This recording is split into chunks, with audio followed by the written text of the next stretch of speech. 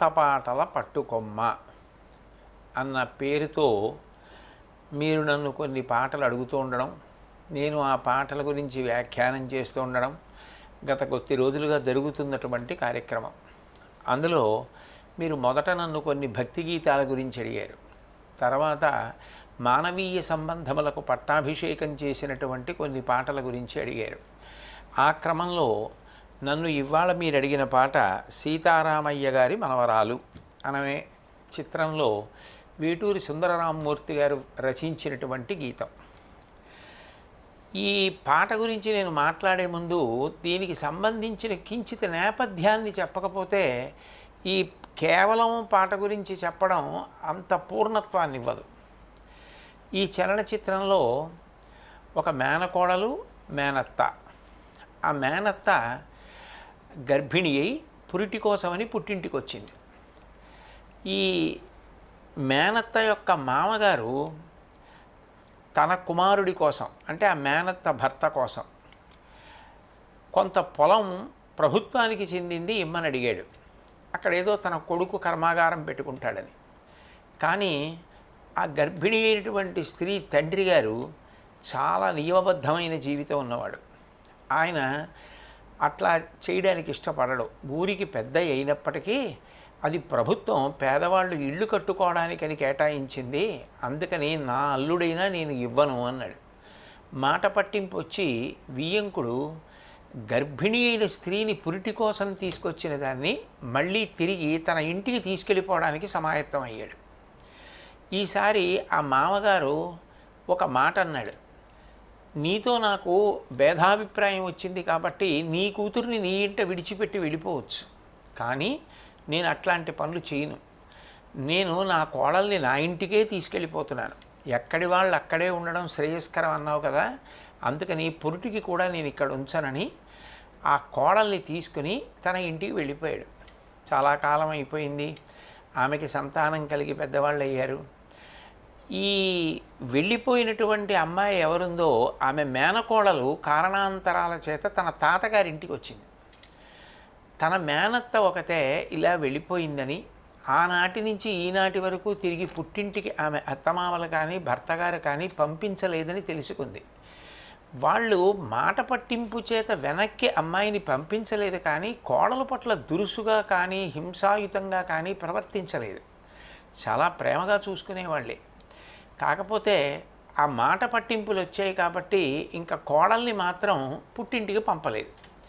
ఇప్పుడు ఈ మేనకోడలు బయలుదేరి అత్తని ఎట్లాగైనా పుట్టింటికి తీసుకురావాలి అన్న కోరికతో వెళ్ళింది. అక్కడ ఏదో సంభాషణలు, తన మేనత్త యొక్క గొప్పతనం, వాళ్ళ కాఠిన్యం ఇవేమీ లేవు. వేటూరి సుందరరామమూర్తి గారు తెలుగువారందరూ గుర్తుపెట్టుకోవలసినటువంటి ఒక అద్భుతమైన పాట రాశారు.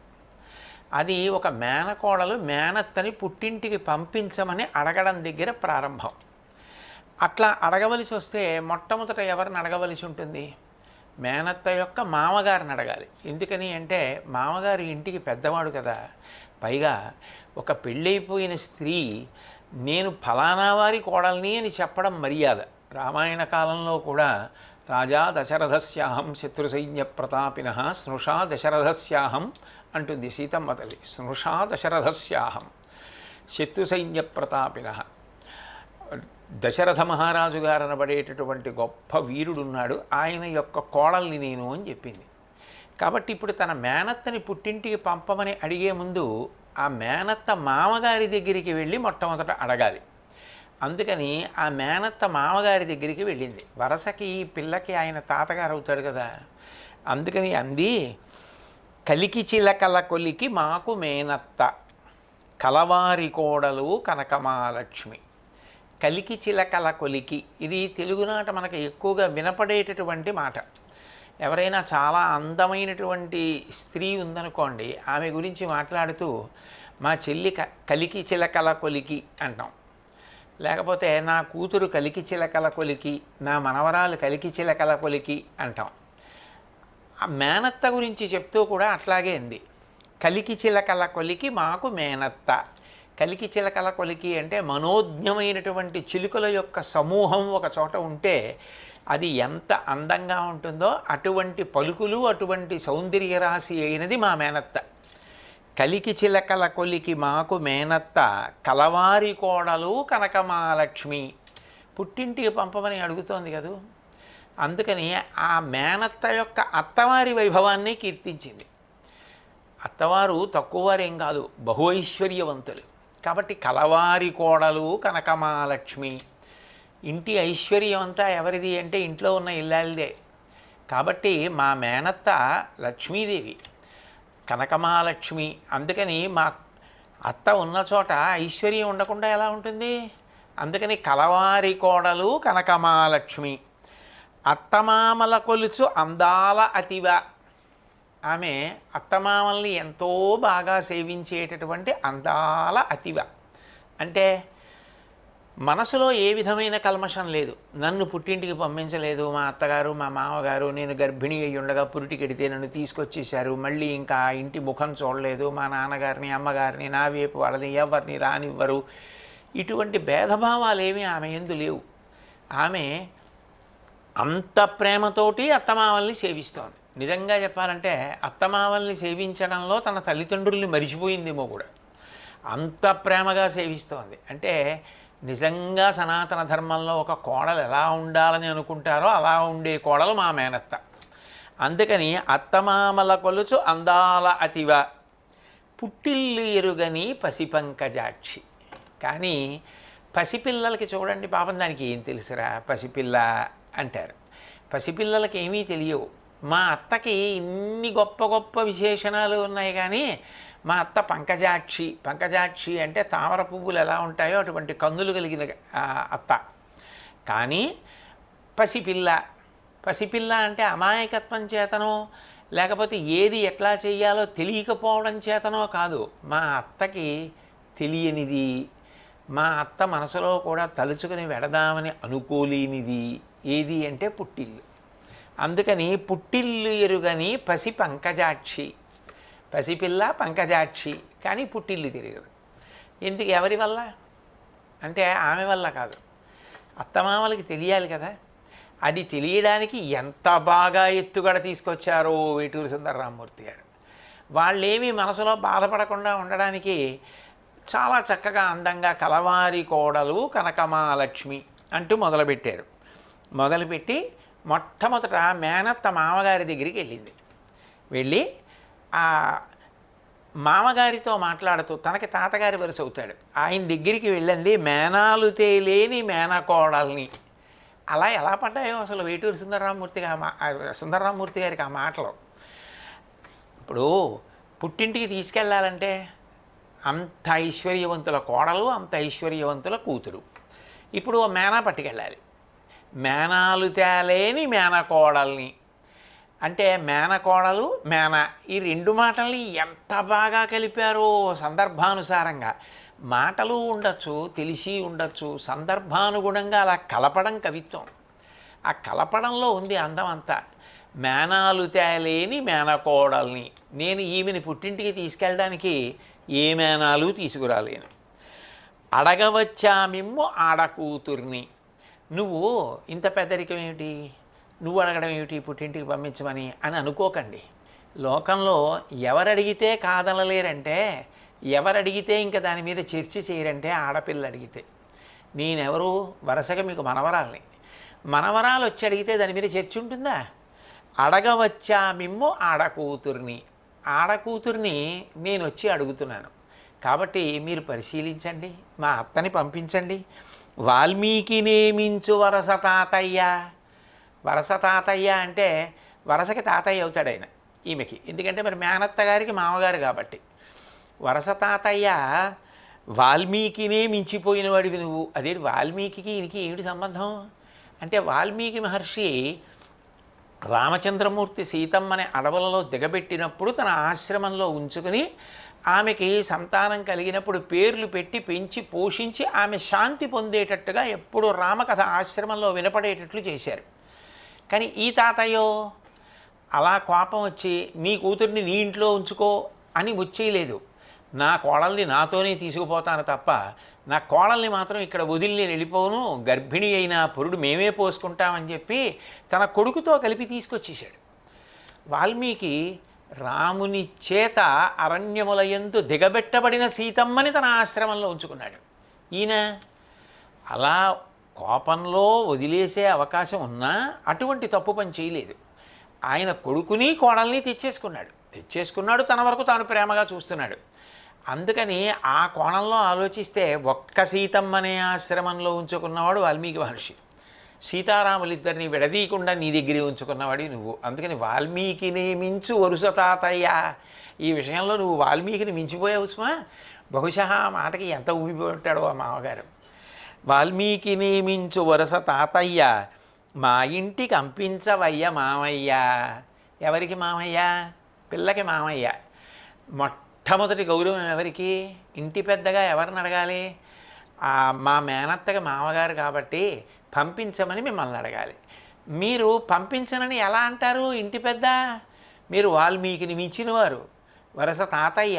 ఆడపిల్లను అడగవచ్చాను, ఆమె చూస్తే పుట్టిల్లు ఎరుగని పసిపంకజాక్షి, కలవారి కోడలు కనకమాలక్ష్మి కాదంటారా ఇంత పెద్దవారు అని. చిత్రం ఏమిటంటే దర్శకత్వ ప్రతిభ కూడా నేను ఇక్కడ కొంచెం ఒక్క మాట అనవలసి ఉంటుంది. అంటే ఆ చనువు చూపించడానికి ఆ తాత వేళ్ళు విరుస్తూ మాట్లాడుతున్నాయి. ఆ తాత వేళ్ళు విరుస్తుంటే ఇలా ఇలా అంటుంటాడు చేతులు అంటూ, ఆమె ఆ మాట అడగగానే ఇంకా ఏమీ అనలేక పొంగిపోయా అడిగిన తీరికి ఆమె బొగ్గల మీద 2 చేతులతోటి ఒక్కసారి స్పృశించి అంగీకరిస్తాడు. ఇప్పుడు మేనత్త అత్తగారి దగ్గరికి వెడుతుంది. ఎంత మామగారు ఒప్పుకున్నా దేంటి మేము తీసుకెళ్తున్నాం మా మేనత్తని తాతగారు ఒప్పుకున్నారు అని అనకూడదు కదా. అత్తకి ఇచ్చే మర్యాద అత్తకి ఇవ్వాలి, అంటే అత్తగారికి ఇచ్చే మర్యాద ఇవ్వాలి. అందుకని ఆవిడ దగ్గరికి వెళ్ళి ఆ చేయి ఈ చేయి అత్త కోడలికి. నిజానికి అత్తగారికి బోల్డ్ అన్ని పనులు ఉంటాయి. వాళ్ళు వస్తున్నారు, వీళ్ళు వస్తున్నారు, ఈ వంట చేయాలి, ఆ వంట చేయాలి, పలహారం చేయాలి, ఏదో ఈ పాలు పితికించాలి, ఈ పాలు కాయాలి, ఈ పాలు తోడు పెట్టాలి, మామగారికి వాళ్ళ ఆయనకి కోడలు మామగారికి అది వండి పెట్టాలి, నాకు ఇది వండి పెట్టాలి, ఇన్ని పనులు ఉంటాయి. నిజానికి అత్తగారికి ఆ చెయ్యి ఈ చెయ్యి ఎవరు? కోడలే. ఇవన్నీ అత్తగారి వెనకాతల అత్తయ్య వస్తున్నాను అత్తయ్య గారు వస్తున్నానని చెప్పి అస్తమానం అత్తయ్య గారి వెనకాతల ఉండి ఈ పనులన్నీ చేసేది ఎవరు? కోడలు. కాబట్టి మీకు నిజానికి చేతులతో సమానం మా మేనత్త. అలా చేసి పెడుతోందే అంత ప్రేమగా. అయ్యో అత్తయ్య గారు ఎక్కడ ఇబ్బంది పడిపోతారో, అత్తయ్య గారు ఎక్కడ కష్టపడిపోతారో, అత్తయ్య గారికి మాట దక్కదేమో, అత్తయ్య గారికి గౌరవభంగం ఏర్పడుతుందో అని మీరు చెయ్యవలసిన ప్రతి పని తను అందుకుని నా ఇల్లు అని అంతలా చేస్తోందే. మీరు మీ ఇల్లు అనుకుని మా కోడలు మేమెందుకు పంపాలని భీష్మించారు. మరి మా అత్తగారు ఆవిడ గౌరవం నేను చూడొద్దా అని చెప్పి తను చూస్తాను. అందుకని ఆ చేయి ఈ చేయి అత్త కోడలికి, అత్త కోడలు ఆ చేయి ఈ చేయి అలా ఉన్నటువంటి వాళ్ళు. మా మేనత్త అలా కలిసిపోయింది. ఆ మాట ఈ మాట పెద్ద కోడలికి. ఇంట్లో ఎంతోమంది కోడళ్ళు ఉండొచ్చు. ఎక్కడైనా ఏదైనా తేడా జరిగిందనుకోండి, ఎవరినంటారంటే పెద్ద కోడలని అంటారు. అదేంటి నీకు తెలియదే, నువ్వు చెయ్యొద్దు, నువ్వు చెప్పొద్దు, నీ చెల్లెలకంటే తోడి కోడలకి చెప్పొద్దు, నువ్వు ముందు వచ్చిందానివి కదా, ఇంటి సంప్రదాయం వైభవం అన్నీ నీకు తెలుసు కదే అంటారు. ఆ మాట ఈ మాట పెద్ద కోడలికి. మానవీయ అనుబంధాల్ని, ఆ ఘర్షణలు, ఆ కష్టాలు, ఆ త్యాగాలు, ఆ ప్రేమ, ఆ త్యాగం, ఓ ఆడపిల్ల అత్తవారింటికి వెళ్ళిన తర్వాత ఎలా ఉంటుంది, ఎంత ప్రేమైకమూర్తి అయిపోతుంది, తన వారిని కూడా మరిచిపోయి వాళ్ళే తన వాళ్ళని ఎలా సర్దుకుపోయి ఎలా కలిసిపోతుంది, అది చెప్పడానికి తేలిక తెలుగు మాటలతో వేటూరి సుందరరామూర్తి గారు ఎంత బాగా రాశారు. ఆ మాట ఈ మాట పెద్ద కోడలికి. అయినా నన్ను అన్నారనుకోదు, బాగుంది ఇంటికి పెద్ద కోడల్ని, కర్తవ్యం నాది అందుకని చెప్పి అంటారు. మరి కాబట్టి జాగ్రత్తగా నేను వీళ్ళందరికీ కూడా చెప్పి చేయించాలి, వాళ్ళకి ఏం తెలుసు, మరి నేనే కదా చెప్పాలి అని పొంగిపోతుంది. కాబట్టి ఆ మాట ఈ మాట పెద్ద కోడలికి. మరి అంత ప్రేమతో మా మేనత్త మీలో కలిసిపోయి చేస్తోంది కదా.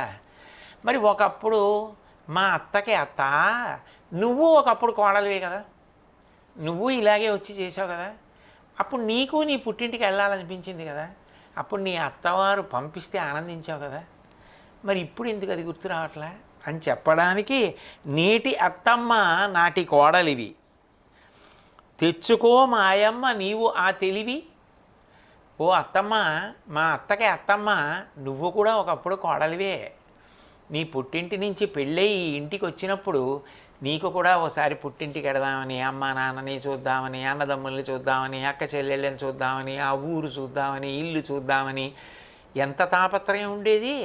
అప్పుడు నువ్వు అడిగితే ఎంతో ప్రేమగా, అయ్యో వెళ్ళిరావే, బెంగెట్టుకున్నావా ఏమిటి, 4 రోజులు ఉండిరా అని అత్తారు పంపిస్తుంటే ఎంత ఆనందపడిపోయావు. మరి ఒకప్పుడు నువ్వు కోడలివేగా, ఇప్పుడు అత్తవి, పంపడానికి అధికారం ఉన్నదానివి. ఇప్పుడు మరి ఆ మాట ఎందుకంటల్లా? తెచ్చుకో ఆ తెలివి.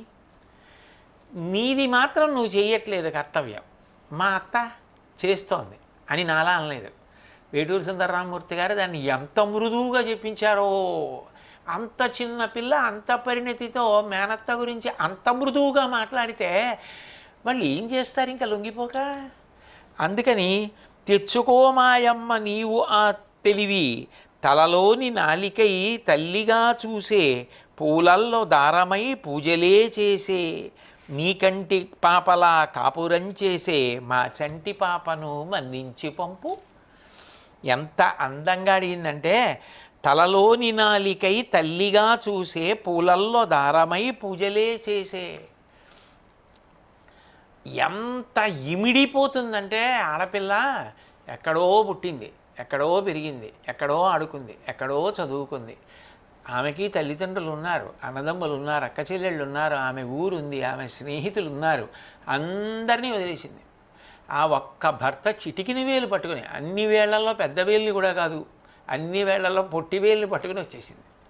వచ్చేసి ఈమె నా అత్తగారు, ఈమె నా మామగారు, ఈమెన నా బావగారు, ఈయన నా మరిది, ఈమె నా తోడికోడలు, ఇది నా ఇల్లు, ఇది నా గౌరవం, ఇది ఇంటి సంప్రదాయం, ఈయన్ని నేర్చేసుకుని పుట్టిల్లు మరిచిపోయినట్లుగా ఉంటూ, అంటే మరిచిపోయిందని కాదు, అంత ప్రేమగా కలిసిపోకపోతే ఈ అందం వస్తుందా?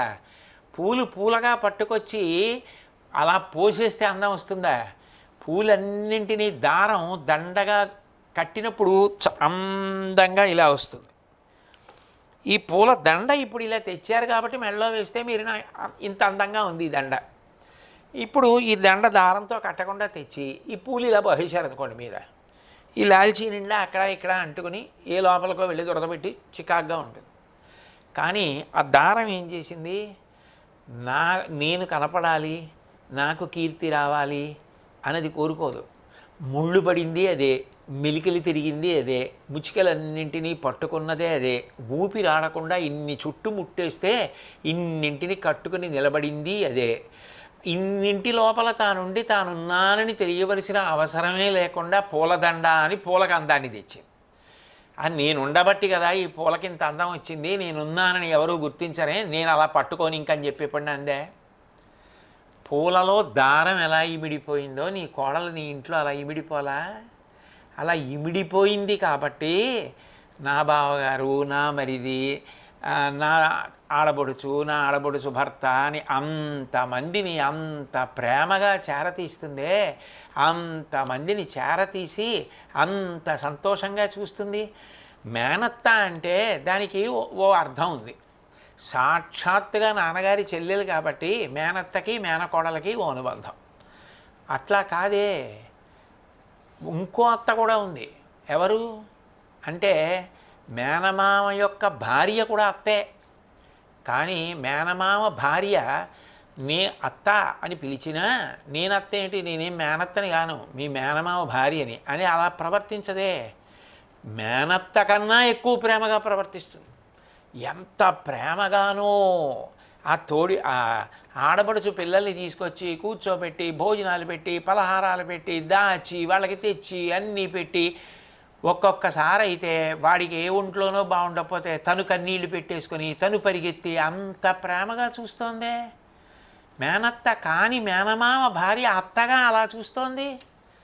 మరి మీ కోడలు మా మేనత్త తన ఆడపడుచు బిడ్డలకి అత్త అయింది, మా మేనత్తగా ఇంటికి తీసుకెళ్ళాలని మాకు అనిపించదా? ఒక్కసారి పుట్టింటికి తీసుకెళ్ళాలనిపించదా? మా ఇంటికి రావాలనిపించదా? నేను పెళ్ళైతే వెళ్ళిపోతాను అంటే మరి అడుగుతున్నది మేనకోడలు కదా. కానీ అప్పటిదాకా తీసుకెళ్ళి ఆ ముచ్చట ఉంటుంది కదా, మా అత్తని తీసుకెళ్ళాలని. కాబట్టి పూలల్లో దారమై పూజలే చేసే వివాహ కల్పంలో ఆడపిల్ల చేత రాయి తొక్కిస్తారు. రాయి తొక్కించి అతిష్ఠేమమ శ్మానం అని ఒక మంత్రం చెప్తారు. రాయి తొక్కినా ఎంత స్థిరంగా ఉంటుందో అలా ఎన్నో కొత్త అనుబంధాలు, బావగారులు, మరుదులు, ఆడబడుతుల భర్తలు, మామగారు, పెదమామగారులు, పెదమామగారులు, అత్తగారు, పెద్దత్తగారులు, పినత్తగారులు, ఇంతమంది బంధువులు, ఒక్కొక్కళ్ళది ఒక్కొక్క మనస్తత్వం, ఒక్కొక్క మాట తీరు, అయినా కదిలిపోకుండా తట్టుకుని నిలబడితేనేను సుమా ఈ ఇంటి గౌరవం నిలబడుతుంది.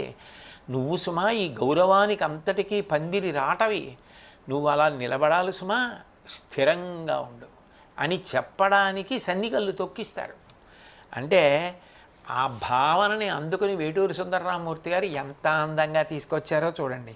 పూలల్లో దారమై పూజలే చేసే నీ కంటి పాపలా కాపురం చేసే, నీకు తెల్లవారి ఇలా నిద్ర లేచేటప్పటికీ కోడలే, ఏమే పాలేవి, పెరిగేది, ఇల్లు తుడిచారా, పని మనిషి వచ్చిందా, పాలు వచ్చాయా, పువ్వులు వచ్చాయా, ఆయన పూజకి వెళ్ళిపోతున్నారు, కొడుకు ఎక్కడికి వెళ్తున్నాడు, మనవల పాఠశాలకు వెళ్ళాలి, స్నానాలు చేశారా, వాళ్ళకి బట్టలు వేసా, ఇన్ని పరుగులు ఇన్ని చేస్తోంది.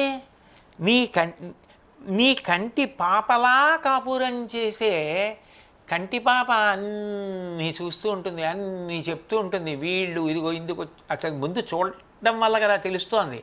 ఇన్ని చేస్తూ చేసినట్టు కనపడింది ఎవరంటే కంటి పాపే. చేసిన చేతులు తెలుస్తాయి, మాట్లాడిన నోరు తెలుస్తుంది, మాటలు వినపడతాయి, పెట్టినవి తెలుస్తాయి, పుచ్చుకున్నవి తెలుస్తాయి. ఇన్ని చూసి గుర్తించిన కంటిపాప ప్రతిరోజు ఎన్నింటిని చూస్తోందో ఏ చప్పుడు చేయదు, నిశ్శబ్దంగా చేసుకెళ్ళిపోతుంది, ఏ గుర్తింపు కోరదు. ఆఖరణ బడలిపోయి కనురెప్ప మీద పడిపోతే ఆ కంటిపాప నిశ్చలంగా ఉండిపోతుంది. చేసి చేసి చేసి చేసి ఇంటి కోడలు దుప్పటి మీదేసుకుని అలా నిద్రపోతుంది. నీ కంటి పాప అలా కాపరం చేస్తోంది కదా, ఎంత గొప్పగా అడిగిందండి నిజంగా. తెలుగింటి సంప్రదాయాలకి, ఆ మానవీయ అనుబంధాలకి ఎంత అద్దం పట్టారండి నిజంగా. ఈ పాట వింటుంటే ఇళ్ళు, అత్తలు, కోడళ్ళు, మామలు ఎంత ప్రేమగా బ్రతకాలో అర్థం అవట్లా. కాబట్టి నీ కంటి పాపలా కాపురం చేసే మా చంటి పాపను మన్నించి పంపు. ఒకవేళ ఏదైనా దోషం తన వలన ఉంటే క్షమించు, పెద్దరికం అత్తగారివి. మా చంటి పాప పెద్దవాళ్ళని చూసినా చూడకపోయినా ఏమో కొంత సరిపెట్టుకోవచ్చు. ఎక్కడ వస్తాడు ఉద్యోగం, వాడికి అంత ఖాళీ ఎక్కడుంది, పాపం అస్తమానం రమ్మంటే వాడేం వస్తాడు అంటాం. ఒక వయసు వచ్చేసిన తర్వాత కొడుకుని చూడాలని అంత అనిపించకపోవచ్చు, వాడికి ఎక్కడవుతుంది ఉద్యోగం, అది కోడలు ఎక్కడవుతుంది, అవన్నీ చూసుకోవాలి. కానీ మనవలు వాళ్ళని చూడకుండా ఉండలేడు, అందుకని వాళ్ళు రాలేరు, వీడే వెళ్తాడు, వెళ్ళి మనవల్ని చూసి వస్తాడు ఒకసారి. పెద్దవాళ్ళకన్నా పసిపిల్లల మీద వ్యామోహం. మా ఇంట్లోనూ అక్కడ అందరికీ పసిపిల్లలు వస్తే బాగుండని ఉంది, ఎంతమంది వచ్చి ఇక్కడ కూర్చోం. అందుకని మా వరకు మాకు కొడుకు మీద, కోడల మీద, కూతురి మీద, అల్లుడి మీద కన్నా మనవల మీద, ముని మనవల మీద ఎంత ప్రేమ ఉంటుందో అట్లా మాకు ఈ ఆడపిల్ల, మా ఇంటి పిల్ల కాదు, ఈమె మీద మాకు వ్యామోహం, ప్రేమ. మరి పంపవు మన్నించి, దీన్ని అర్థం చేసుకొని పంపించద్దు మా ప్రేమని కూడా. ఆమె నడవడి, ఆమె ప్రేమ గుర్తించి పంపద్దు. కాబట్టి మా చంటి పాపను మన్నించి పంపు. ఏమంటుంది అత్తగారు? సంతోషంగా అంగీకరించింది. ఇప్పుడు ఆవిడ మామగారి దగ్గర అనుమతి సంపాదించింది, అత్తగారి దగ్గర అనుమతి సంపాదించింది. ఓ పల్లవి 2 చరణాల్లో అయిపోయింది. ఇప్పుడు ఇంకా తప్పకుండా అడగవలసింది ఎవరిని? మామయ్యని అడగాలి, అంటే మేనత్త మొగుడిని. కానీ ఇప్పుడు మేనత్త భర్త దగ్గరికి వెళ్ళి అడిగేటప్పుడు మాత్రం ఓ చమత్కారం చేశారు వేటూరి సుందరరామూర్తి గారు. ఈమెని ఆమె పుట్టింటికి పంపు మామయ్య అని అడగలేదు. అది నేను అడగడం ఏంటి, నీకు తెలియాలి కదా మామయ్య, నీకు తెలియద్దు, నిన్నింత సుఖపెడుతోందే, ఆమె సుఖాన్ని కూడా నువ్వు చూడాలి కదా. ఆమె సుఖాన్ని చూడనప్పుడు అన్యాయం కదా మామయ్య. అంటే కొంచెం మళ్ళీ కటువుగా ఉంటుందేమో. ఎలా అసలు సున్నిత పుత్రాసలో పెట్టి తూచి వేశారు ఆ అక్షరాలు. ఎంత బాగా రాశారంటే, మసకపడితే నీకు మల్లెపూ దండ. ఎవరివిడ? మసకపడితే. మసకపడితే అంటే మసకబారిపోయిందిరా అంటారు, అంటే చీకటి పడిపోయింది. చీకటి పడిపోతే మా అత్త నీకెవరు? మల్లెపూ దండ. మల్లెపూ దండ అంటే భోగకారకం, నీకు సంతోషాన్ని ఇచ్చేది, నీ తృతీయ పురుషార్థమైన కామం ధర్మంతో ముడిపడేటట్టు చేయగలిగినది. మసకబడితే నీకు మల్లెపూదండ, తెల్లవారితే నీకు తేనె నీరెండ. మళ్ళీ తెల్లవారేటప్పటికి నీరెండ వచ్చిందంటాం. నీరెండ వచ్చిందంటే బాధించదు, ఏదో రోహిణీ కార్తెలో వచ్చిన ఎండలాగా. అదేంటి, అది ఇలా బయటికి వెళ్ళేటప్పటికి వేడిగా ఉండి చెమటలు పట్టేసి అలా ఉండదు. గోరువెచ్చగా నీరెండలో కూర్చుందాం అనిపిస్తుంది. కాసేపు అలా నిలబడదాం ఎండలో, కాసేపు అలా కూర్చుందాం అనిపిస్తుంది. తెల్లవారితే నీరెండ వెలుగు ఉంటుంది, వేడి ఉండదు. అట్లా నీ ఇంటి వెలుగు వేడి కానిది. అంత గొప్పదే. అసలు రాత్రిని పగల్ని అడ్డుపెట్టి మామతో చెప్పింది. ఎంత బాగా మాట్లాడింది. మసకబడితే నీకు మల్లెపూదండ, తెల్లవారితే నీకు తేనె నీరెండ. 7 మల్లెల తూగు నీకు ఇల్లాలు. ఎంత సౌకుమార్యం, ఎంత మంచి మనసు, ఎంత చక్కనిది మా అత్త. ఇంత మంచి మనసున్న అత్త నీకు దొరికిందే. 7 మల్లెల తూగు నీకు ఇల్లాలు. 7 మల్లెపూల ఎత్తు, 7 జన్మల పంట మా అత్త చాలు. ఇట్లాంటి భార్య లభించడం ఎంత అదృష్టం మామయ్య నీకు. 7 జన్మల పంట, 7 జన్మల పుణ్యం ఫలించి ఇగో మా అత్త నీకు భార్య అయింది. పుట్టగానే పువ్వు పరిమళిస్తుంది. పువ్వు పుట్టగానే వికసించగానే అందులోంచి సువాసన వస్తుంది. పుట్టింటికే మనసు పరుగు తీస్తుంది. భర్త ఎంత గొప్పవాడైనా, భర్త ఎంత మంచివాడైనా, ఎంత కళ్ళల్లో పెట్టుకు చూసినా, ఎంత అత్తమామలు మంచివాళ్ళైనా, ఎంత తనిళ్ళైనా, మరి ఆడపిల్లకి పుట్టింటికి ఒకసారి వెళ్ళాలని, అమ్మని చూడాలని, నాన్నగారిని చూడాలని, అన్నదమ్ముల్ని చూడాలని, తన మేనకోడళ్ళని, మేనల్లుల్ని చూడాలి, ఆ ఇల్లు చూడాలి, ఆ ఊరు చూడాలి, మళ్ళీ ఓసారి నాన్నగారి కాళ్ళు పట్టాలి, నాన్నగారితో మాట్లాడాలి, నాన్నగారు ఎలా ఉన్నారో, అమ్మ ఎలా ఉండదు. పుట్టగానే పువ్వు పరిమళిస్తుంది, పుట్టింటికే మనసు పరుగు తీస్తుంది. తెలుసుకో తెలుసుకో అని మనసున్న మామ, తెలుసుకో మనసున్న మామ, నువ్వు మనసున్న మామవి, చాలా మంచివాడివి. ఇది నీకు తెలియదని కాదు, ఒక్కసారి ఆలోచించు. తెలుసుకో తెలుసుకో మనసున్న మామ, సయోధ్యనేలేటి సాకేతరామ. అయోధ్యనేలేటిగా సయోధ్యనేలేటి సాకేతరామ. సయోధ్య నేలడం అంటే ఆయన ఇప్పుడు ఆవిడ సౌకర్యం గురించి, ఆవిడ సౌఖ్యం గురించి ఆలోచించాలి. ఆయన సౌఖ్యం గురించి, ఆయన సంతోషం గురించి, ఆయన సౌలభ్యం గురించి ఆలోచించాలి. అది దాంపత్యం అంటే. ఎవరి గురించి వాళ్ళే ఆలోచించుకుంటే దాంపత్యం ఎందుకు అవుతుంది? పాపం పిచ్చిది అది, దాని పుట్టిల్లు. ఒకసారి వీళ్ళు వస్తే సంతోషపడిపోతుంది, ఒకసారి ఏదో మిషపెట్టి పంపిద్దాం, ఒకసారి వాళ్ళతో గడిపొస్తుంది అని ఆయన అనుకోవాలి. పాపం ఆయనకి అది ఇష్టం, ఏదో ఆయన్ని సంతోషంగా అలా ఉండనివ్వండి, ఆయనకి సౌకర్యం చేద్దాం అని ఆవిడ అనుకోవాలి.